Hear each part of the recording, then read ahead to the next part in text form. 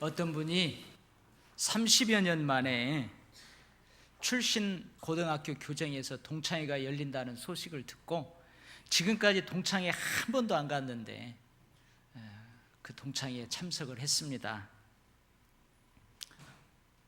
운동장, 교실, 그리고 쉬는 시간이면 잽싸게 달려가서 빵 사 먹던 매점, 가끔 선생님에게 불려갔던 교무실, 그리고 학교 운동장 왜 이렇게 좁아 보이는지, 그리고 그 운동장 곁 느티나무 밑 벤치, 너무나 정겨운 추억들을 간직하고 있었습니다.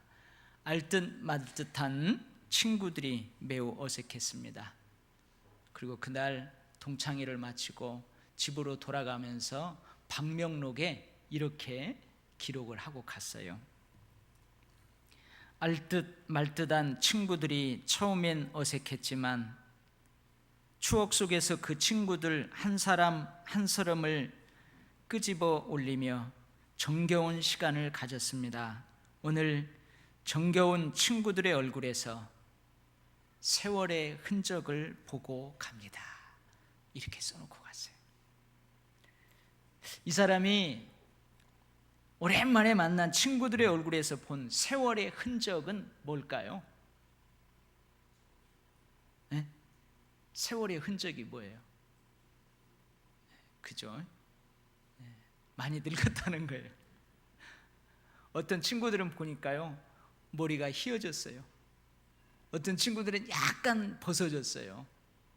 이마에, 눈가에, 입가에 주름도 자글자글 많아졌고, 그리 팔팔하던 친구들이 많이 늙었다는 말이죠. 그 세월의 흔적은 나이 듦, 늙음을 의미합니다. 사도 바울은 갈라디아 교회에 보내는 서신서를 마무리하면서 이렇게 고백합니다. 나는 내 몸에 예수의 흔적을 지니고 있노라. 나는 내 몸에 예수의 흔적을 지니고 있노라. 그렇게 고백을 합니다. 우리나라 말로 흔적이라고 번역한 이 헬라어 원문은 스티그마라는 단어예요. 근데 이 스티그마라는 단어는 도장이라는 말이에요. 도장. 여러분 도장 알죠? 부동산 거래할 때 찍는 도장, 뭐 할 때 찍는 도장. 원래 그 도장이라는 게 어떤 도장이냐면 주인이 노예를 샀을 때에, 그러니까 고대 시대죠. 노예가 있을 그때 주인이 노예를 샀어요. 그래서 이 노예는 내 것이다 하는 표식으로 여러분 그 사람 팔뚝이나 어깨에 문신을 새기거나 아니면은 여러분 가끔 텔레비전에 보면은 시뻘건 그 쇠도장 그걸 달고 가지고 찢어요. 그런 도장을 의미했습니다. 근데 이 사람인 노예뿐만이 아니고 주인이 소유하고 있는 소, 말, 양, 짐승에게도 이건 내 것입니다 해가지고 그 주인의 이니셜이라고 그러죠. 그것을 새겼어요. 마크를 이야기합니다. 구약성경 출애굽기 21장에도 이러한 내용을 보고 있어요. 어떤 내용이냐면 주인이 그 집에 종이 있었어요. 근데 종이 너무 성실해요. 그래서 이제 너는 자유인으로 내가 만들겠다. 그래서 이 노비 문서, 종 문서를 태워버리고 너는 지금부터 자유인으로 살라. 그렇게 주인이 마음을 작정했어요. 근데 그 종이 뭐라고 하냐면 주인님 아닙니다. 내가 여기에서 태어나서 이렇게 장성했고 여기에서 태어난 저 사람하고 내가 결혼도 하고 그러니까 나는 자유인으로 살기 싫습니다. 영원토록 주인님을 섬기는 주인의 종이 되겠습니다. 이렇게 말하면서 종으로부터 해방되는 것, 자유인이 되는 것을 거부하는 종들이 있었어요. 그러면 주인은 그를 어디로 데려가냐면 재판장에게로 데려갑니다. 재판장으로 데려가가지고 재판장이 보는 앞에서 저 문설주가 있죠. 저기에다가 딱 대고 이 귀에다가 이 귀를 송곳으로 콱 뚫었어요. 그래서 이 뚫린 송곳, 이 표식은 어떤 표식이냐면 나는 영원히 당신의 종입니다. 이게 바로 성경에서 나오는 스티그마예요. 흔적, 표식입니다. 그러면 여러분, 사도 바울의 몸에 예수의 흔적이 있다고 했는데, 우리가 예수의 흔적이라는 의미를 알아보기 전에 이 흔적이 어떤 형태로 있었을까, 사도 바울 몸에 어떤 형태로 있었을까 궁금하죠. 근데 세 가지를 주장합니다. 첫 번째는 뭐냐면 이 흔적의 형태를 문신으로 보는 의견이 있어요. 무슨 말이냐 하면 사도 바울 자신이 자신의 몸에 이 팔뚝이나 이 등 어깨에다가 문신을 새겼다는 거예요. 어떤 문신? 예수라는 이름. 여기다가 예수, 여기다가 예수. 아니, 우리 한국말로 말고 자기 나라 말로 그렇게 새겼다는 이런 의견이 있어요. 제가 아는 집사님이 있어요. 근데 이 집사님은 한여름에도 이 반팔을 입지 않으세요. 늘 여기까지 내려오는 긴팔을 입습니다. 근데 어느 날 그 연세 지긋하신 그 집사님을 제가 화장실에서 만났어요. 화장실에서 만났는데 옷을 걷어붙이고 손을 씻는데 딱 보니까요, 여기에 문신이 있어요. 그 어르신이 우리 김봉환 장로님처럼 그렇게 지긋하게 연세를 드신 분이 여기다 문신을 새겨놨어요. 근데 딱 보니까 뭐라고 새겨놨냐면 한문으로 일심, 한일자에다 마음심, 일심 이렇게 딱 새겨놓은 거예요. 그래서 이제 그 집사님한테 물었어요. 그랬더니 아유, 목사님, 혈기왕성한 젊은 시절의 부끄러운 흔적입니다, 그러는 거예요. 근데요, 저는 그 문구가 마음에 들었어요. 여러분들도 마음에 들죠? 일심, 이게 뭔 말이에요? 초지일관한다는 말이에요. 일편단심이란 말이에요. 주님을 향한 일편단심. 할렐루야. 그래서 저는 조용필의 일편단심 이 노래 좋아하잖아요. 한번 불러볼까요? 일편단심, 주님을 향한 한 가지 마음, 주님을 향한 일편단심, 얼마나 좋아요. 그런데 그 집사님은 부끄러운 젊은 날의 흔적이래요. 아마 그 일심, 그 일편단심이 예수님을 향했던 것이 아니었던 모양이에요. 여러분, 사도 바울도 이 집사님처럼 예수라는 이름을 몸 어딘가에 문신으로 새겨놓았을까요? 그것이 예수의 흔적이었을까요? 아닙니다, 여러분. 구약의 율법 레위기 19장에 하나님께서 이렇게 말씀하세요. 이스라엘 백성들을 향해서 이렇게 말씀하세요. 너희의 살에 문신을 하지 말며 무늬를 놓지 말라. 나는 여호와이니라. 그런데 사도 바울은 아주 율법에 능통한 유명한 율법 선생 가말리엘에게서 율법을 배웠어요.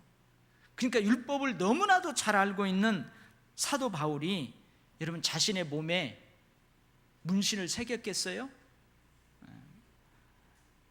문신으로 예수의 흔적을 몸에 새겨 놓을 리가 없습니다. 그리고 또 한 가지 의견이 있는데, 그게 뭐냐면 사도 바울의 이마에, 사도 바울의 손과 발 양쪽에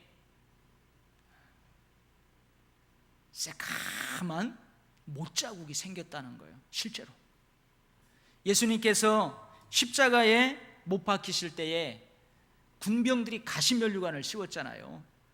그래서 예수님의 이 이마, 머리 둘레에는 흔적이 있어요. 상처가 있어요. 그리고 예수님의 손과 발을 못을 박을 때 여기에 못질을 해가지고 여기에 상처가 있어요. 발에도 상처가 있어요.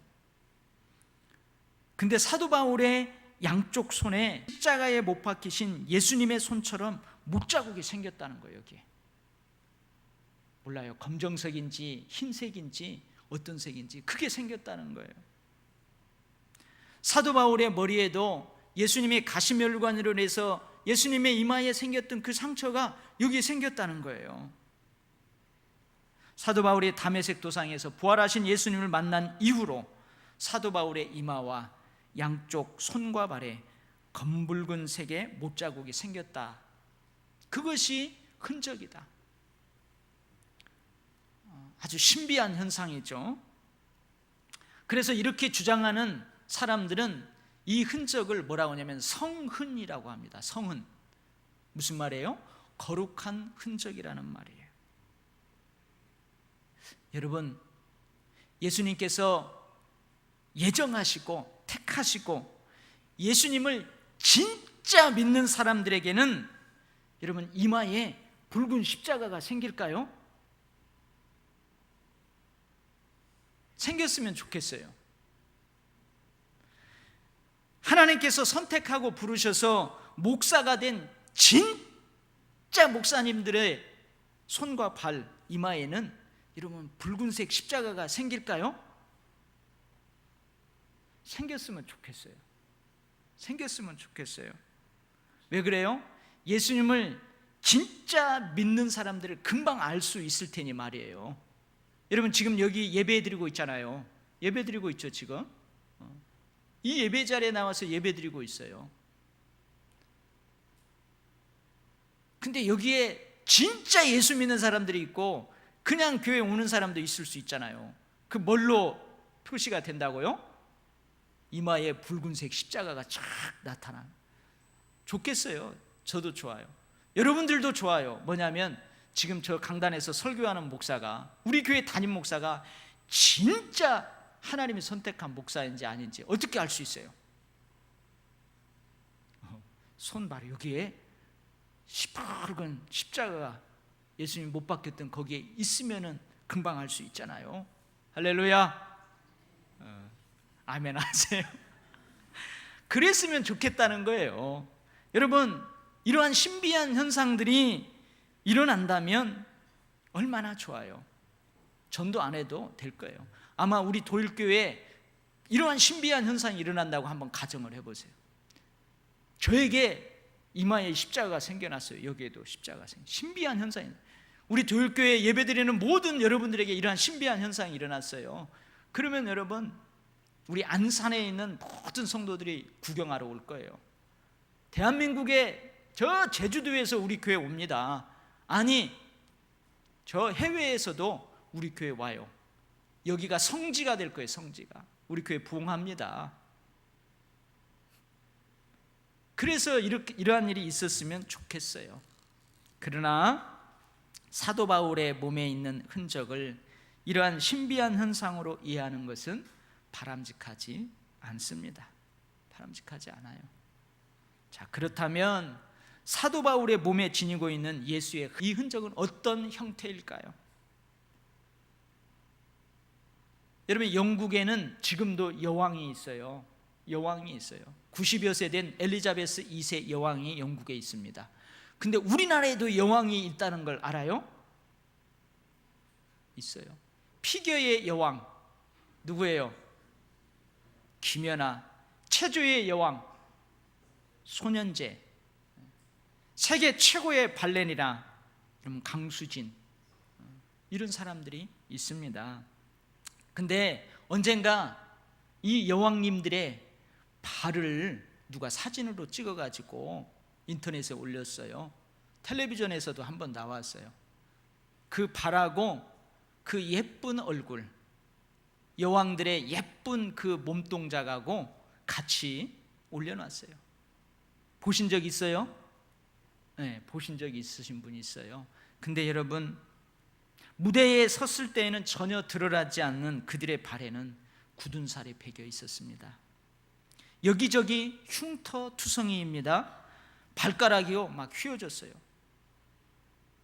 이 괭이가 배겨가지고 막 마디마디가 두툼해요. 볼품이 없었습니다. 정말 저 발이 그녀들의 발일까 믿기지가 않았습니다.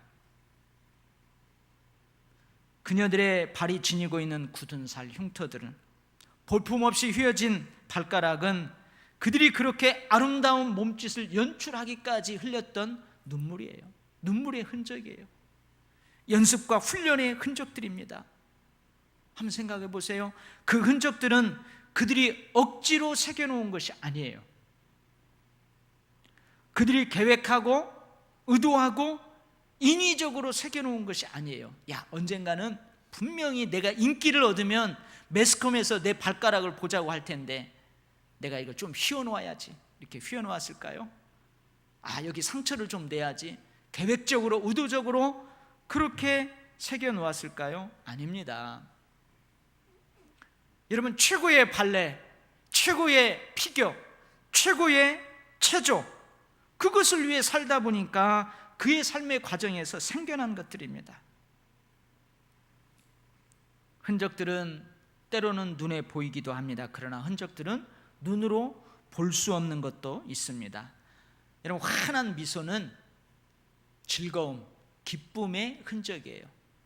상한 얼굴은 염려와 근심으로 인한 상한 마음의 흔적입니다. 여러분, 삶에서 너그러움은 안아주고 이해해주고 품어주고 베푸는 이러한 너그러움은 마음의 평안과 마음의 여유로움의 흔적입니다. 사도 바울의 몸에도 실제로 여기저기 흉터가 있었어요. 실제로 사도 바울의 몸 여기저기에 아주 볼품없는 흉터들이 있었습니다. 여러분, 고린도후서 11장을 읽어보세요. 그러면 그 흉터들을 여러분들이 상상할 수 있어요. 사도 바울은 옥에 갇히기도 많이 했습니다. 근데 그냥 옥에 갇히는 게 아니에요. 옥에 갇히기 전에 엄청난 매질을 당합니다. 예수님이 십자가에 달리시기 전에 채찍을 맞았어요. 매를 맞았어요. 40에서 하나 감한 39대의 매를 맞았어요. 근데 사도 바울도 그 매를 5번이나 맞았어요. 태장으로 5번이나 맞고 채찍질로 3번씩이나 당했어요. 생각을 해요. 여러분, 더 패션 오브 크라이스트 영화 봤죠? 그 예수님이 채찍질을 당할 때에 그 채찍질로 인해서 등에 쟁기질한 것처럼 등이 퍽퍽 패이는 그런 장면을 봤을 거예요. 그것이 흉터가 됩니다. 사도 바울의 이 좁은 그 등에도 그러한 흉터들이 나 있었어요. 채찍질로 매질로 뿐만이 아니고 돌로 맞아요. 돌로. 사도행전에 보면은 스데반이 순교할 때 어떻게 해요? 스데반을 가운데 세워요. 그리고 사람들이 주먹 많은 돌을 들어서 스데반에게 던집니다. 그 돌에 맞아서 스데반이 죽었어요. 사도 바울도 그 돌에 맞습니다. 이런 돌을요, 한 번 맞는 게 아니고 여러 번 맞았어요. 그래서 사람들이 어떻게 하냐면은 그 돌에 맞고 사도 바울이 죽은 줄 알고 똘똘 말아가지고 성 밖으로 버려버렸습니다. 매를 맞은 흉터, 채찍질로 인한 흉터, 돌에 맞은 흉터가 온몸 여기저기에 남겨져 있었어요. 실제로요. 강과 바다의 위험, 거짓 형제들의 모함으로 인한 그러한 위험의 흉터들이 여러분 몸에뿐만이 아니고 보이지 않는 마음에도 여기저기 흉터로 남겨져 있었습니다. 자지 못하고 날밤을 지새우는 때도 여러 번 있었어요. 목마르고 주리고 춥고 헐벗은 때가 참 많았습니다. 겉으로 드러나는 이러한 흉터들은 고사하고 늘 마음에 눌리는 것이 있었어요. 그게 뭐예요? 모든 교회를 위하여 염려하는 그 염려가 사도 바울의 마음에 있었어요. 마음의 흉터들도 많았다는 말이에요. 여러분, 그 날밤을 설치고요, 밥을 제대로 못 먹고요, 제때제때 못 먹어봐요. 금방 위 버립니다. 장기가 망가져요. 그러한 흉터들이 사도 바울에게 많았어요. 눈에 보이는 몸의 흉터들, 눈에 보이지 않는 마음의 흉터들, 이것이 바로 사도 바울이 가지고 있는 흔적들입니다.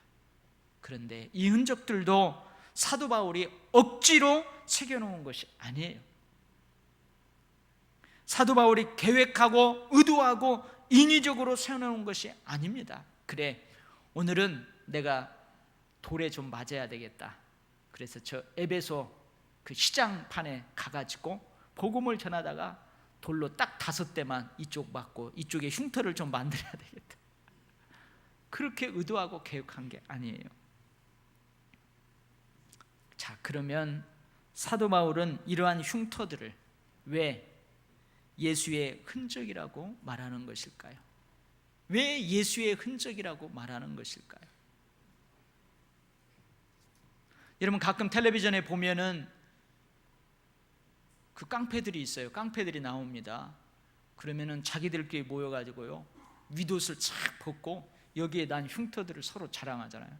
쫙, 여기에 난 칼자국, 이 칼자국은 내가 부산 자갈치 시장에서 10명을 상대로 해서 내가 싸울 때 내가 그때 칼침을 맞은 거다 하면서 막 그 흔적들을, 그거 예수의 흔적 아니에요.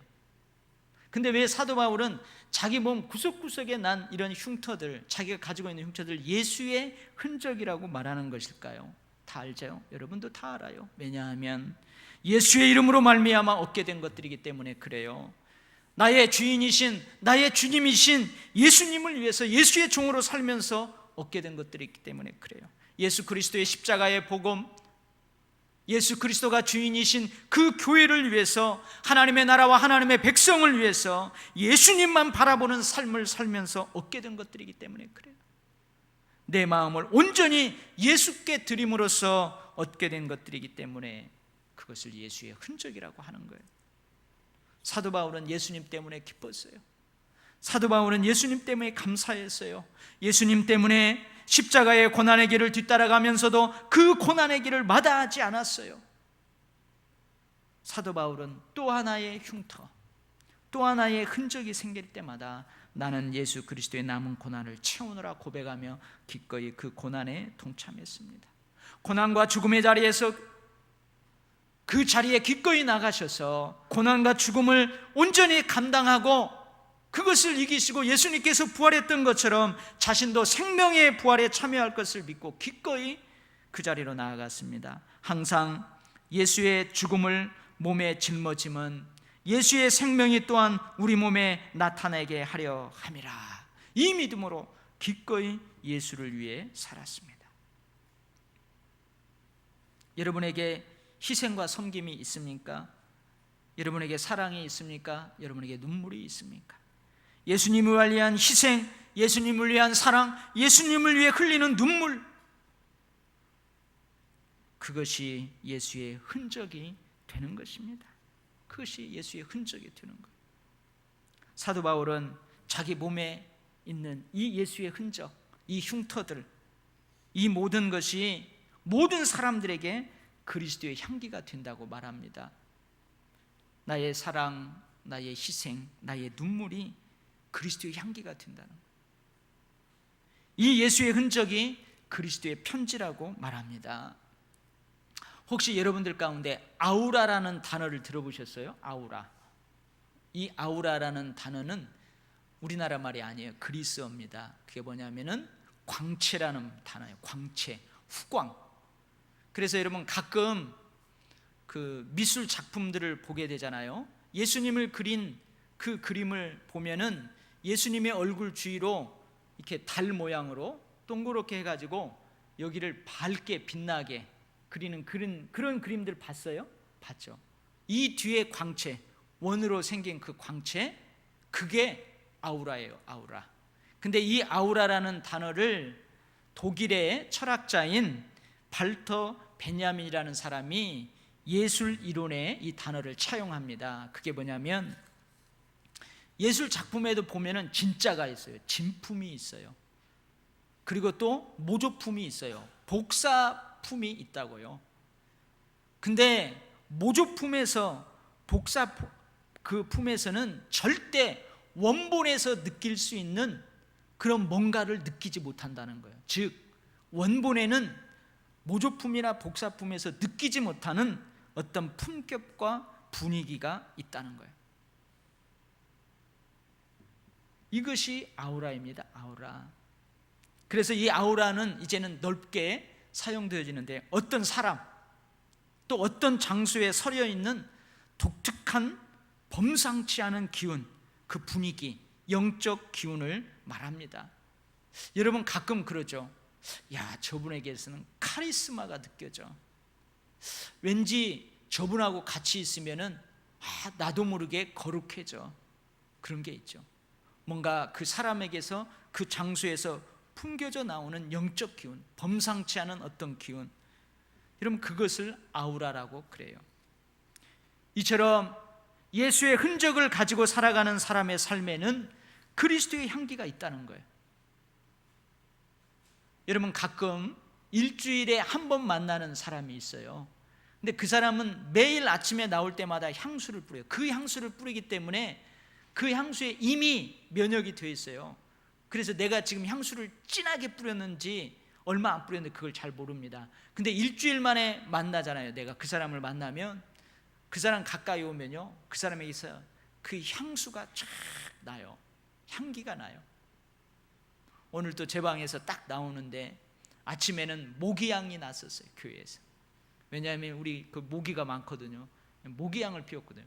근데 2부 예배 때는 딱 나오니까 향기가 나요. 누가 1층 로비에다가 이렇게 향기를 뿌린 것 같아요.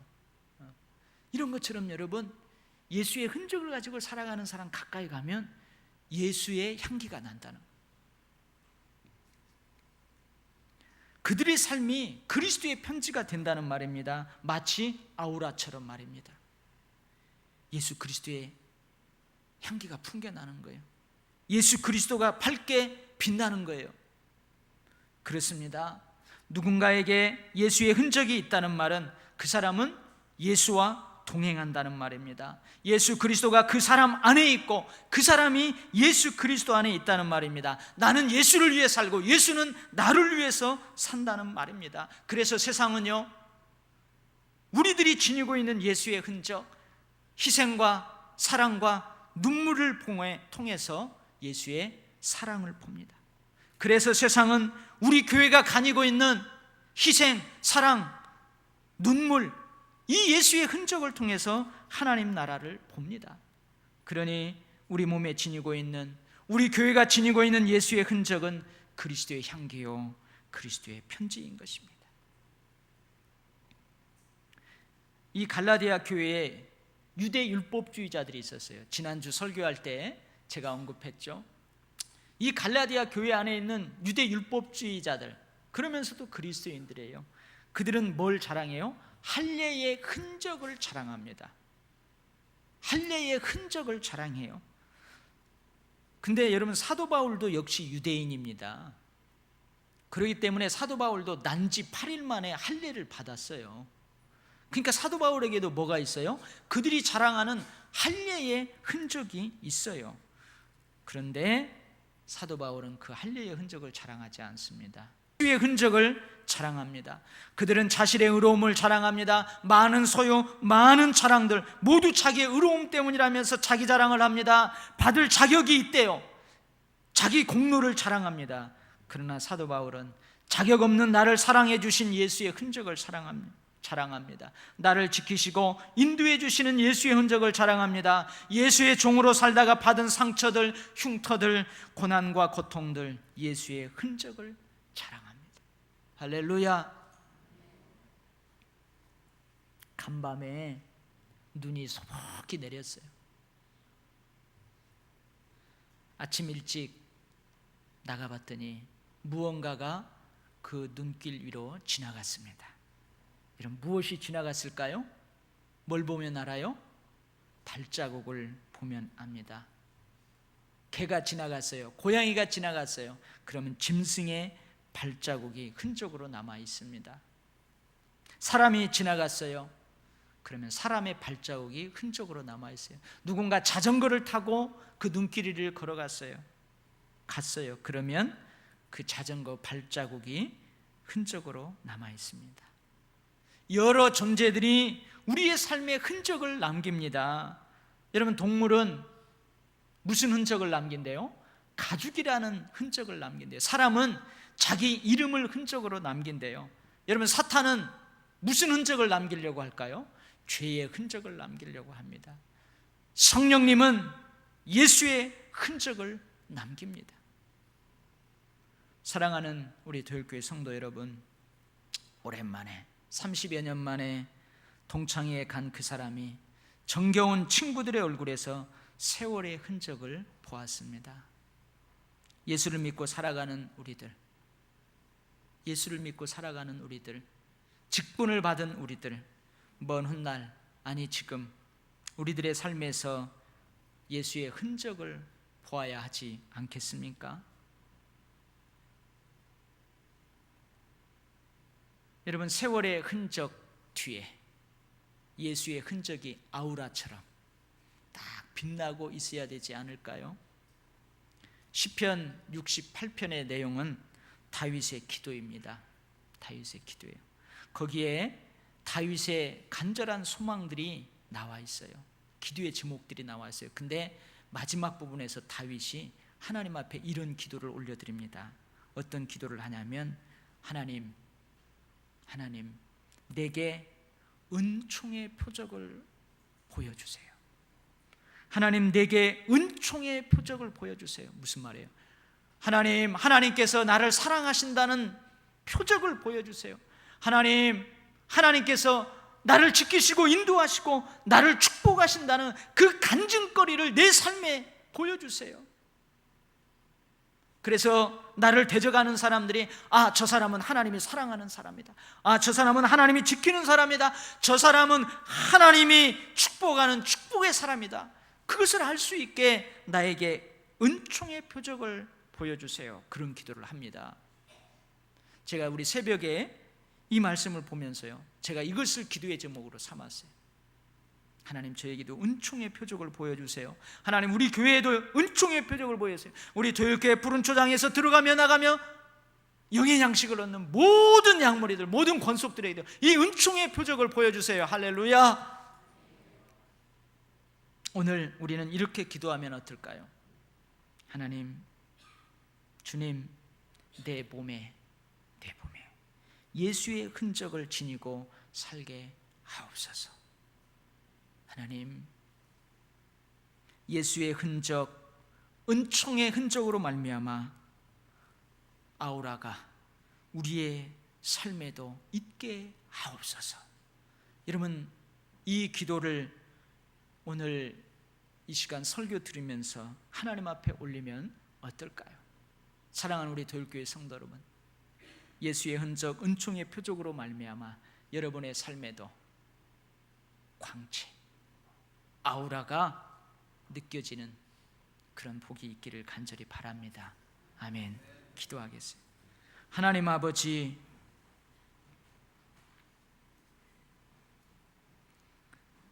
주님을 위한 희생, 그 흉터가 우리들에게는 있습니까? 주님을 향한 사랑, 내 마음을 온전히 주님께 드림으로 말미암아 생겨난 그 흔적들, 눈물들, 그런 것들이 우리의 삶에 예수의 흔적으로 남아 있습니까? 주님, 사도 바울처럼 예수의 흔적, 은총의 표적으로 말미암는 아우라가 우리의 삶에도 있게 하옵소서. 그래서 예수 믿지 않는 사람이 내게 가까이 와서 느껴지는 그 예수 그리스도의 향기를 통해 그들도 예수 믿는 새 생명의 역사들이 있게 하옵소서. 하나님, 그래서 우리 교회에 오는 인생의 방황 가운데, 신앙의 방황 가운데 있던 그 어느 누구도 우리 교회에 오거든 그 아우라로 말미암아 인생의 방황을 끝내고 신앙의 방황을 끝내고 그리스도의 향기, 그리스도의 편지로 살아가는 놀라운 새 생명의 역사들이 우리 교회에서 있게 하여 주시옵소서. 예수 그리스도의 이름으로 간절하게 기도하옵나이다. 아멘.